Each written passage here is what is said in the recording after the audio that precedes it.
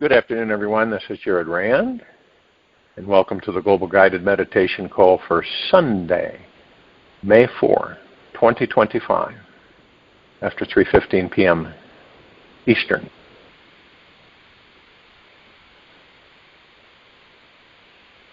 I want to let everybody know that due to, how do I put it?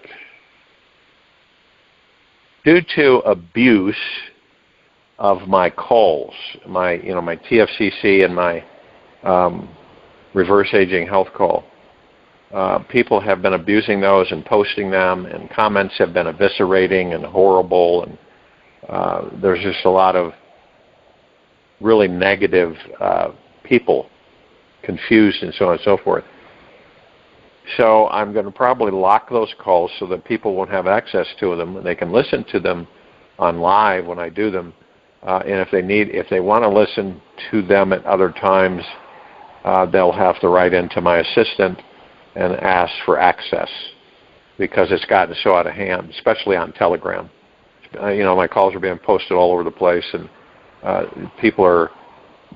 their comprehension is not there, and so it's causing a lot of not good energy.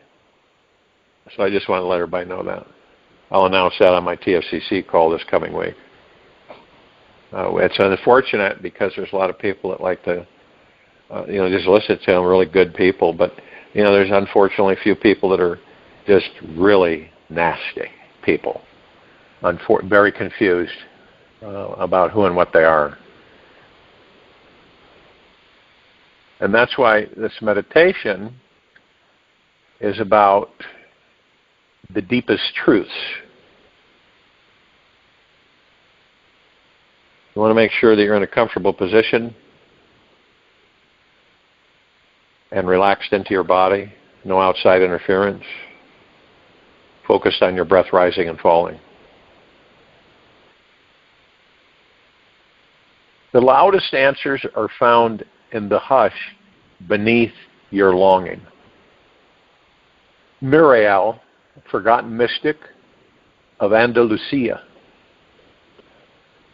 There comes a point on the path where the seeking softens, the striving pauses, and instead of searching outward for answers, you begin to listen inward. That's when everything changes. The deepest truths I've come to know in this lifetime are written. I'll share them with you. And if you let them in, you may be surprised at how quickly they liberate you from whatever prisons you didn't know you were still living in. These are revelations.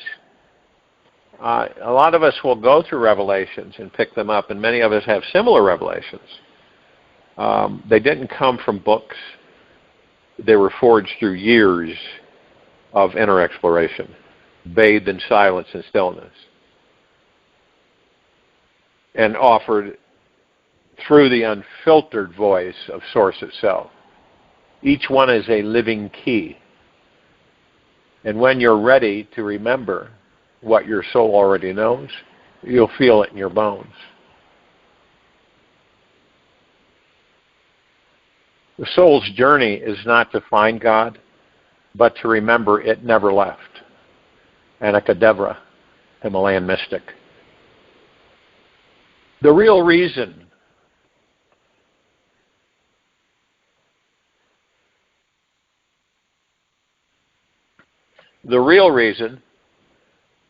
you're here. The highest purpose of any human life is to spiritually awaken. This is what we're going through right now on this planet. Now, does it mean that all of us at once? No. As we know, some are not there yet, and some are. This means you are here to become self-realized, to find that deep, eternal peace inside your heart and soul that nothing in the outer world can shake. Yet the path to realization is not a straight line, and there are subtle traps along the way.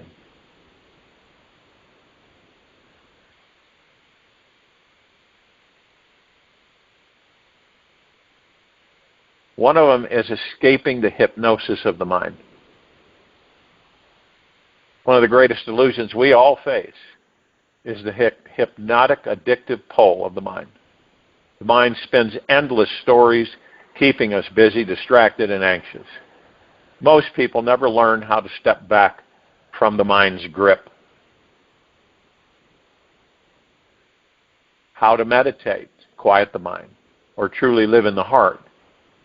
We get caught up in believing our thoughts, mistaking them for reality, and forget how to return home to ourselves. Meditation is the key to liberating yourself from the mind. And real meditation is not about remaining focused on one particular thing. It's about relaxing into an unfocused present space where your mind is not in control, doing its normal tyranny in this space. All you experience is your infinite, calm, clear presence that is free from thought. See, you be. This is when everything opens up. Okay? You just be. You're in silence. This is the gateway to the God that you are. And I think people believe, a lot of people believe that you got to be thinking something or focus on something or directing something. But not really.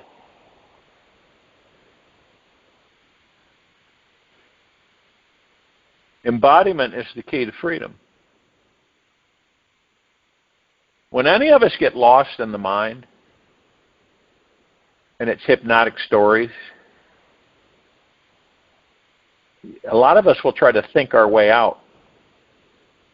But when you come back to your body and feel into your breath, you let your current emotion express itself through a sound that you make. You release whatever's pent up inside, and you let your body go into a movement. Allow whatever stuck energy to move through you. Sometimes it's as simple as a deep exhale, a spontaneous sighing sound, or letting your body shake until the stuckness loosens its grip, its embodiment. Not more thinking that wakes one up. It's embodiment, not more thinking. And then we have the hidden gift inside suffering. Suffering, as much as we try to avoid it, is actually a secret back door to finding God. Its true purpose is to push us deeper within, beyond the mental noise, and into the heart of our spiritual essence. It forces us to seek a real connection with God.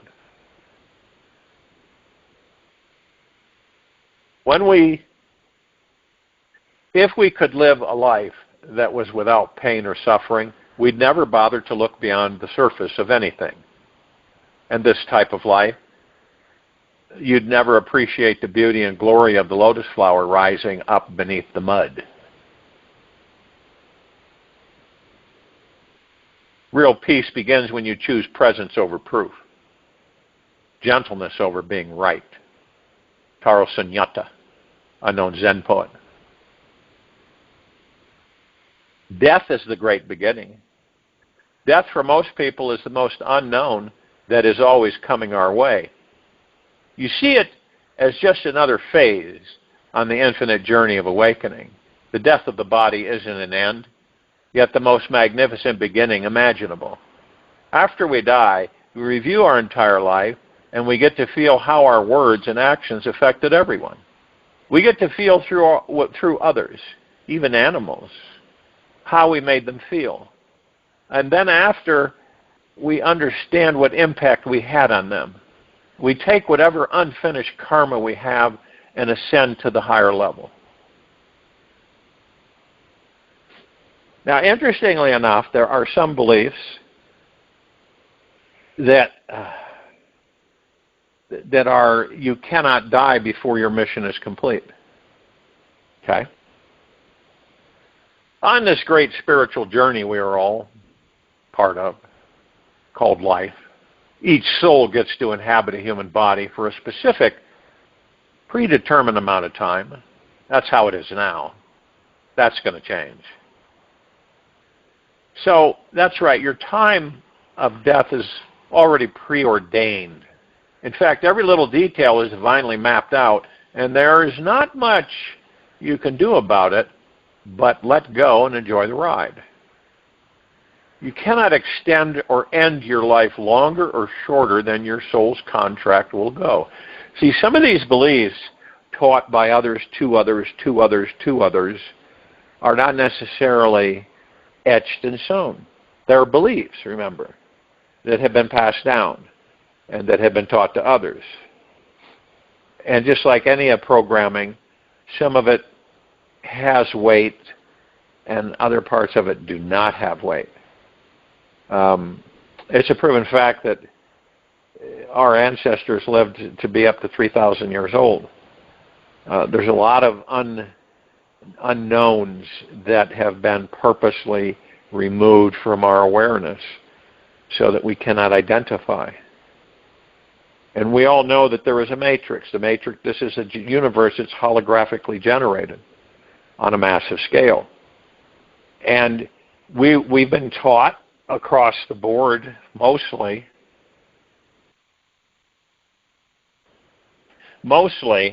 that we leave the body, we cross over to the other side. All intents and purposes, it's called heaven. Okay, we meet somebody that is familiar, maybe from a past life or the life you just left, and they supposedly help you over out of, if you have any fear or anything of crossing over, going to the other side. So when you go to the other side, what happens? Well, in most cases, unless you have the experience of the low frequencies of hell and damnation and fire and your soul burning throughout eternity, that was invented. Okay? That was invented. And it's hard for many people to comprehend that, even come close to it. We create our own hell. That's a fact. And we create our own heaven. That's also a fact. But unfortunately, throughout the ages, things were separated from us, which is an illusion, but taken out and put somewhere else, a place that you're going to go. Okay? This is a place that you're going to go. So in death on this planet, you can be walking across the street, get hit by a bus, you're out of the body. Okay? You come in, your 9-month-old baby, you leave the body. All kinds of different evidence. You're in the middle of something, you want to get it done, you leave the body. And it is true, at that stage, we have no idea when we're going to leave the body, and that's why we stay in the now. See? We don't know. And this is why we stay in the now, and this is why we meditate, to focus on the now. And be. And to go within in the peace that's within us. So when you're on the other side and you see, what do you see? Usually there's different scenes created, okay? You might go over and you're in a church kind of, and there's this big, huge window. Not really a window, it's like a view scope. And then the angels are singing, and the sky is blue, and there's clouds. And you're sitting in this church, kind of a church, and Jesus comes up and sits next to you and has a conversation with you. All right? Now, Jesus was a man, just like all the other men on the planet. He was a conscious man. He became conscious. And so what he did is he, through his consciousness, when it was a bicameral age, and roughly about 2,000-3,000 years ago, because you never know what time elements are actually truthful. All right? You see, 2,000 to 3,000 years ago, the civilization became conscious, moved out of bicameralism, right and left brain. Unfortunately, because of the continued teachings they stayed in the bicameral mode up right now on the planet. Jesus, however, knew he was conscious. He became conscious. Everybody became conscious. But not many knew they were conscious. And so he knew he was conscious, and he wanted to convey what he knew to the people at that time. So he created parables, which were real simple sentences that he thought maybe they would comprehend. But most of the time they didn't. Very frustrating. You imagine that. When you really, your communication level is greatly suppressed because of the comprehension of those you're wishing to convey information to.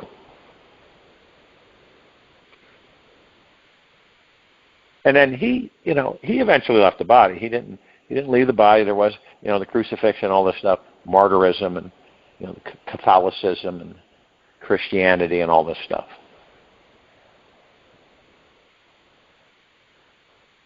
But it's like this. The truth to it is that you're the kingdom of God, you're the heaven, you're the hell, you're all of it within you. And this is why so many of us get confused, because we don't know that. We've been taught for generations that certain things that we've embraced and we've taken through our lives. Not just this one, but many others. So when we do this, it's a cycle. And the cycle stays the same. We're in this roundhouse reincarnation game where we come in over and over again without memory. Right? Now, is the memory... Do we have memory? Yes. Is it, how do you put it? Is it natural that we lose our memory? No. This is an outside energetic source that blanks us coming and going. This is why we have no memory of past lives. Okay? So and then when we get to the other side, the so-called other side, which is connected to our mind, which is also illusion, which is the matrix. It's a layer. And it pretty much contains us, and it's contained us for billions and trillions of years. Not just this civilization, but many others.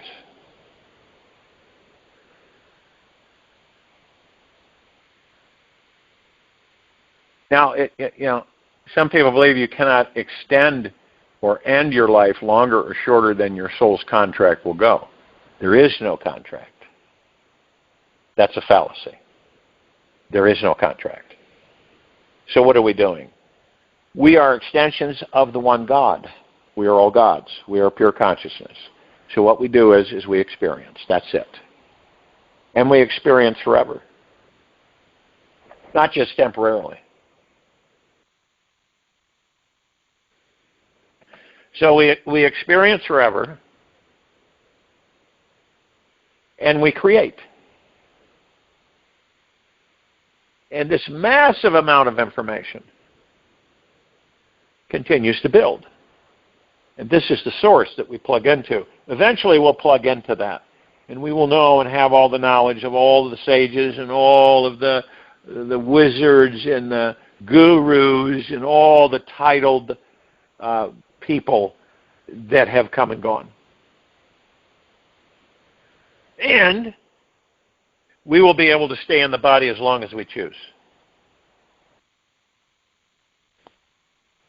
So what it does is it eliminates the old way in many ways, the untruths, the things that we have been given in information in different forms, so we believe a certain way. That's why the planetary population is in such a huge diversity. So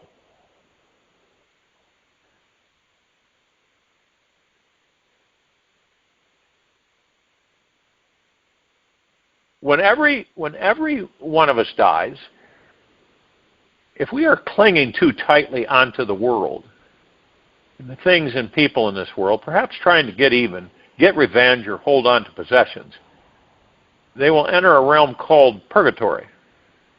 This is it's a transitional realm of purification. Some of you have heard of purgatory, before returning fully to the light of divine union. Here they will receive help from their guides, if they can listen, on how to let go of this false world and step toward the light of God. Now here's an interesting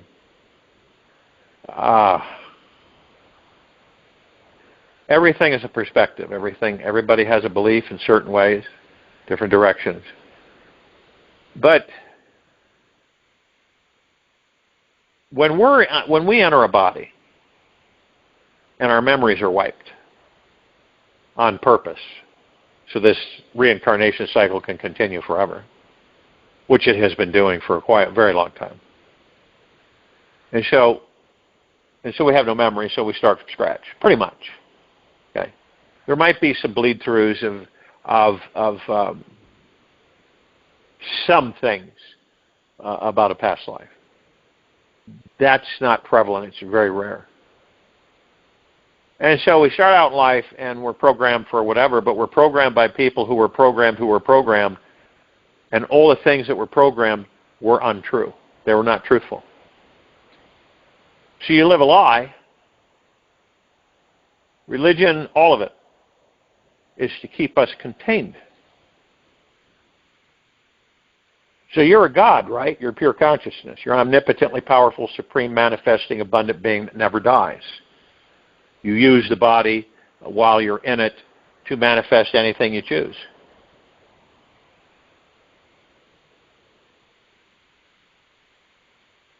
The reason, the reason that so many of us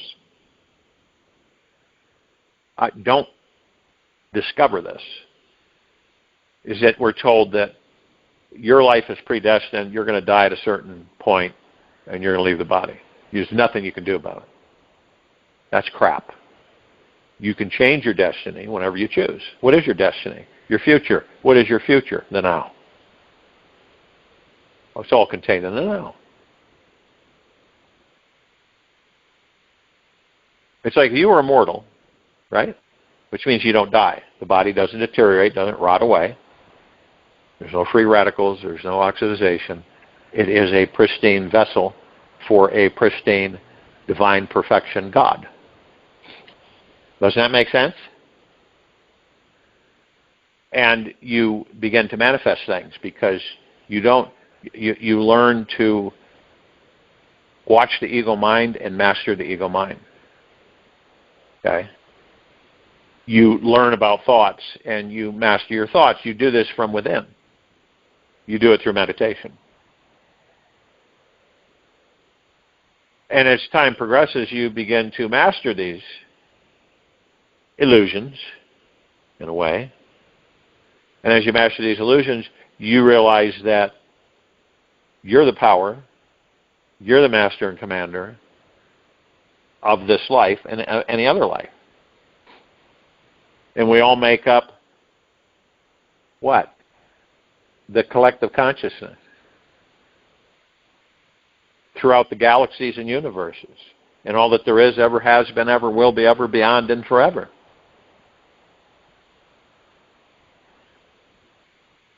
And a real good statement is that hell is a state of mind, not a place. Okay? Just like heaven is a state of mind, not a place. Hell is not a place. It is a frequency and a state of mind created by the belief that we are separated from God. There is no actual hell in the afterlife. And this idea was formed by the churches to scare people into submission. Now, when you can let go of all clinging to any attachments you have to this world, you will not have to go through purgatory. Does purgatory exist? Or is it a state of mind? Okay? Obviously, when you're shown or taught information, but you feel from a credible source, you're going to embrace it, most of the time. And so,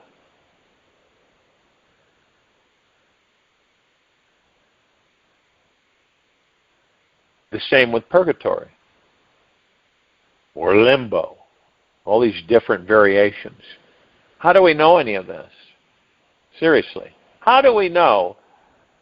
Have you been to purgatory? Can you tell me your story of purgatory? Tell me it, point blank, verbatim. The only hell that exists in this universe is the one people create in their own minds. And when they are in a human body, people get trapped in the world through their attachments to their mind, to powerlessness, fear, desires, or craving for more control. This egoic hunger to dominate, manipulate, or escape life creates a disconnection from God. You really can't disconnect from God, okay? That's another state of mind.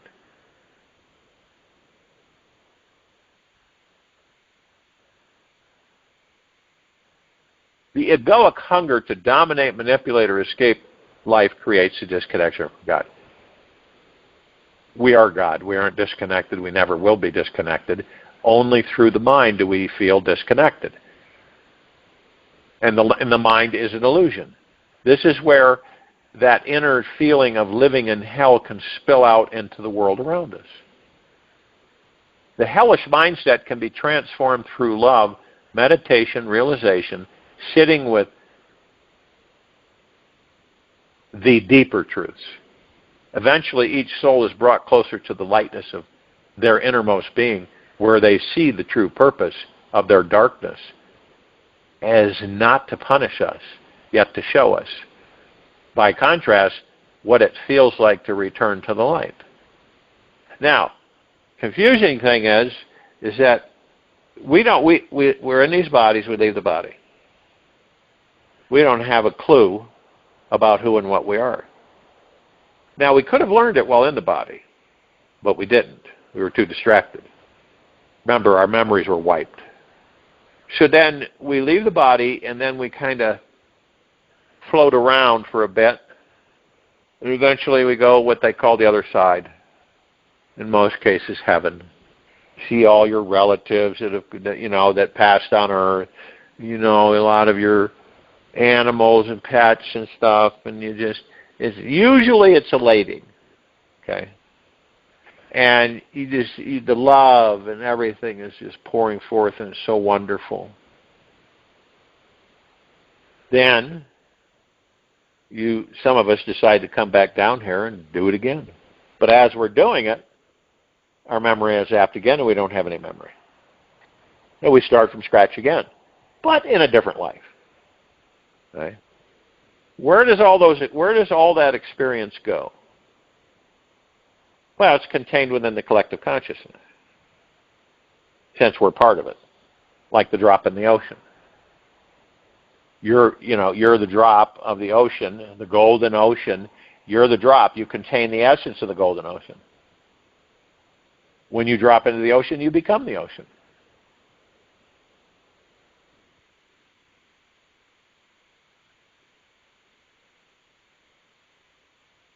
Eventually, each soul is brought closer to the lightness of their innermost being, where they see the true purpose of their darkness is not to punish us. You have to show us, by contrast, what it feels like to return to the light. You leave the body, the light's going to come after you. Just about all the time, okay? It's going to come after you. And the feeling you get from that light is phenomenal. It is, beyond bliss, beyond samadhi, beyond nirvana. It is absolutely phenomenal. Okay? So what are you going to do? Well, you're going to go into the light. And that's what just about all of us do. We go into the light. The interesting thing about that, you're out of the body now. Okay? So you're not a God in the physical form. You're the God. You're the pure consciousness. You're the light. Okay? You are the light. Why would you follow a light? That's the matrix. That's the holographic generated universe. And all the gurus, okay, All the sages and all the so-called wise men and women throughout the ages were all seduced by the light. Isn't that interesting? A few didn't. Maitreya, he was known. Maitreya was a second Buddha, kind of. Okay, and you can read about Maitreya. Maitreya is the one that has the big belly, and you look at these statues, and he's got all these ingots of silver and gold, and he's laughing, and the happy Buddha, Maitreya. And so Maitreya learned that he was the light, okay? And that when he left the body, he did not go into the light. The light pursued him for a very long time. The light is relentless. It never stops. It's like, I'm going to get you sooner or later type attitude. So he stayed out of the light. He did not go in the light. He knew who and what he was. Then he was, because of that, because of the control of the quadrant of this galaxy, he was caught, so to speak, and imprisoned, so to speak, on the planet Mars. And he didn't stay in prison long. He was assisted, and he got out of there. Very few of us throughout the ages have escaped the light, is what I'm saying. Because it is so powerful and so compelling. Why is that? Why is that structure there? To keep us in this process. To keep us in endless reincarnation. To keep us without memory. And it's been very effective, hasn't it? Yeah, you've probably read books or about people that remember in quite heavy detail a past life. Okay? Because there are some times where it doesn't take, so to speak. But the majority of the time, we're all blanked out, and we're starting over every single time, in many ways, in another physical body. This is why the maturity of the civilization in a spiritual base is so arduous, because of the fact that we are programmed with such heavy-duty dis-truths. But we embrace them and we create more.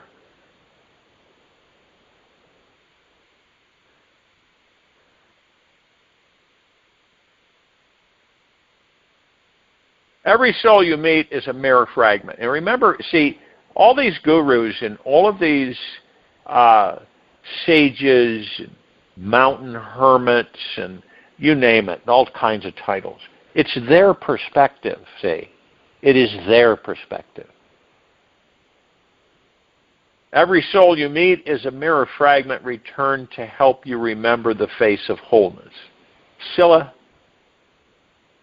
Amrita, mountain hermit.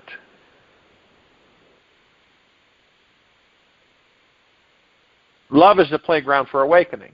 The relationships we form on earth during our time here and their own wild playground for awakening are their own wild playground for awakening. We're drawn to certain people to heal ancient wounds carried from our parents and ancestors, so that we eventually may overcome the deep sense of separation from God, love, in all its messy, sweaty, ecstatic forms and the baseline for all relationships. It may show up as falling deeply in love and having a cosmic orgasm with your beloved, awakening our kundalini and connecting us to the universe through the physical body.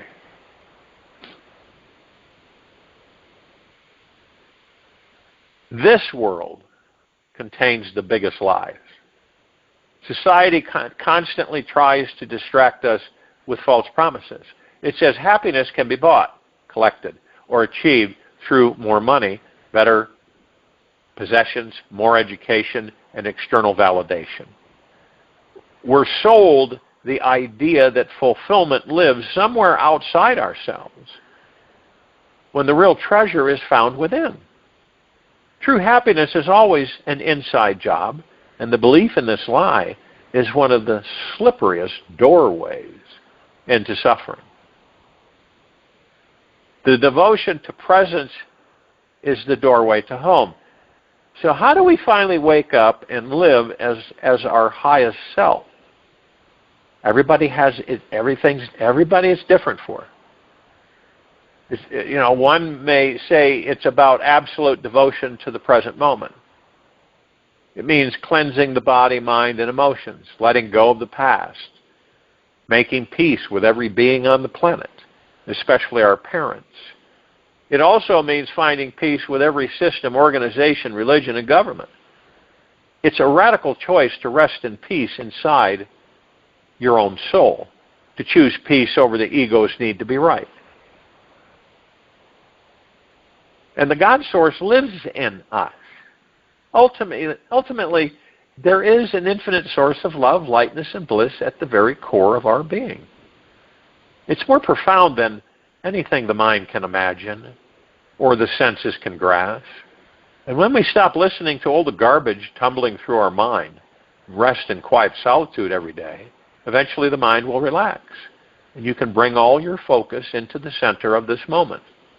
Here you can feel a stillness and a silence that is truly sacred.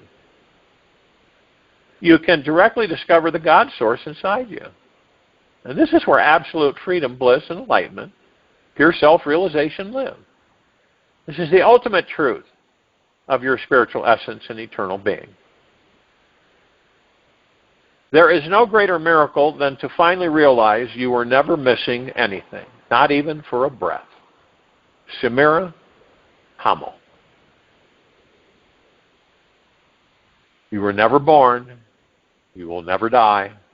The soul is not the story, the body, or whatever timeline you believe you are on. It is the silent witness beyond all form. It is already awakened, already perfect and whole. You are dreaming a dream of separation so rich and real that you have forgotten that you are in a movie theater, your mind, which is the theater, imagining all of your problems are real. But when you become quiet and still enough, when the breath dissolves into spaciousness, you can feel the truth that you are never this suffering movie character. You are the blank screen, consciousness itself, and the brilliant light shining upon it. Nothing you truly need can be taken from you. All that is essential, eternal, and real already lives inside you. Anything that can be lost, left, stolen, or broken was never yours to begin with. This world is a playground of impermanence. And freedom comes from the moment you stop clutching onto the sand and start blowing it into the wind.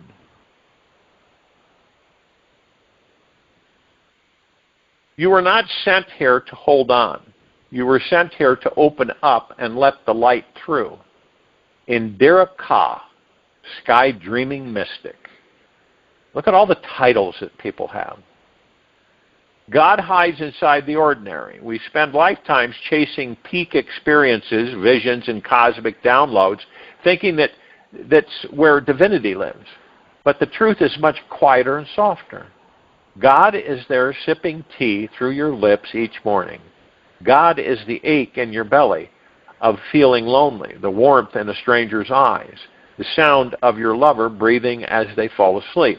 The divine is not elsewhere, it is here, disguised as anything you've ever overlooked.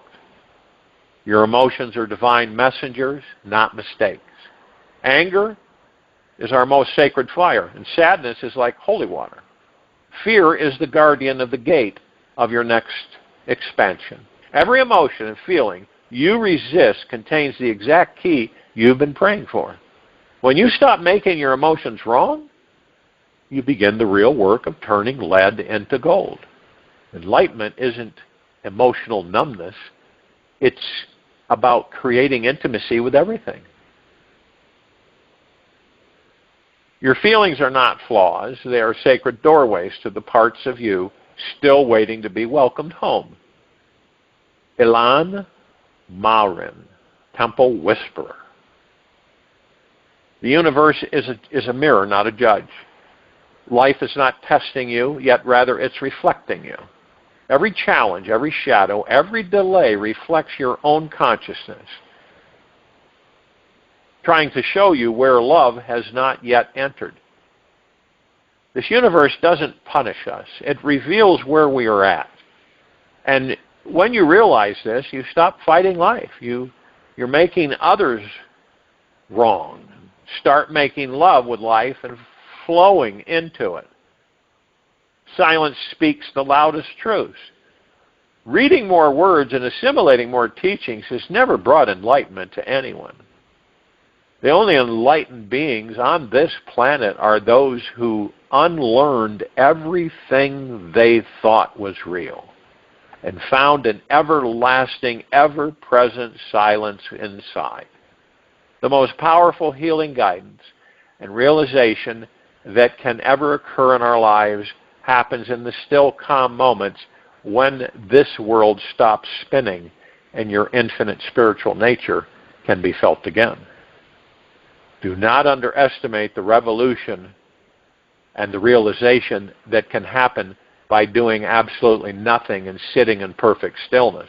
The real void is not empty, yet completely full of God. Silence is the language God speaks before it remembers how to sing. Jovi Wren, Dreamwalker.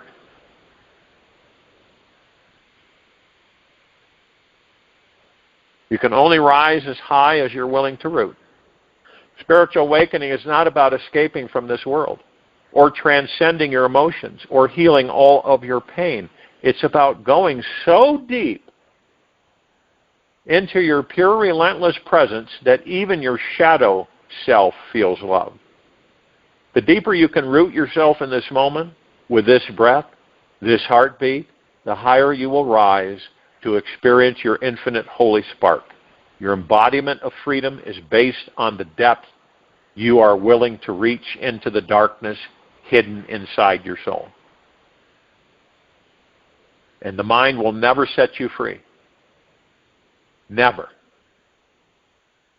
The mind is a brilliant storyteller, but a terrible master.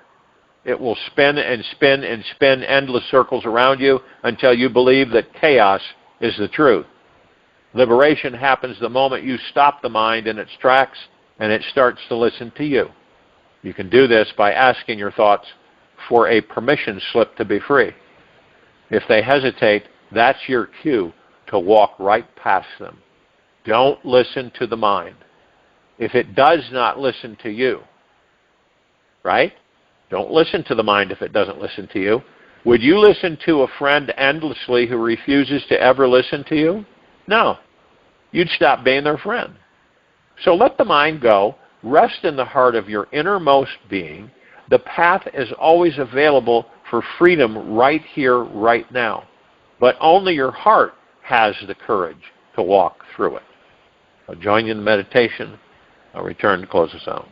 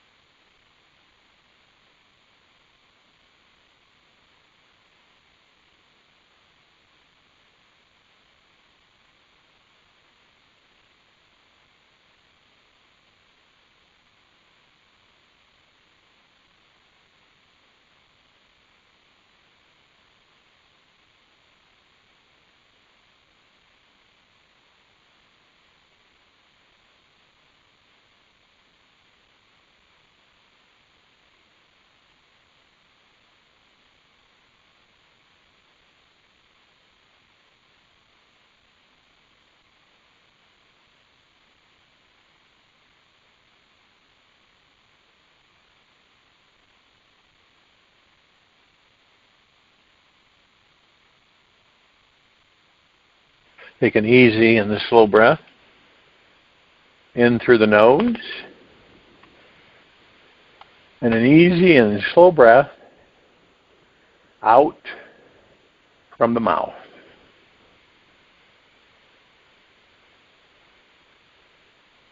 Remain still, focused on your breath rising and falling.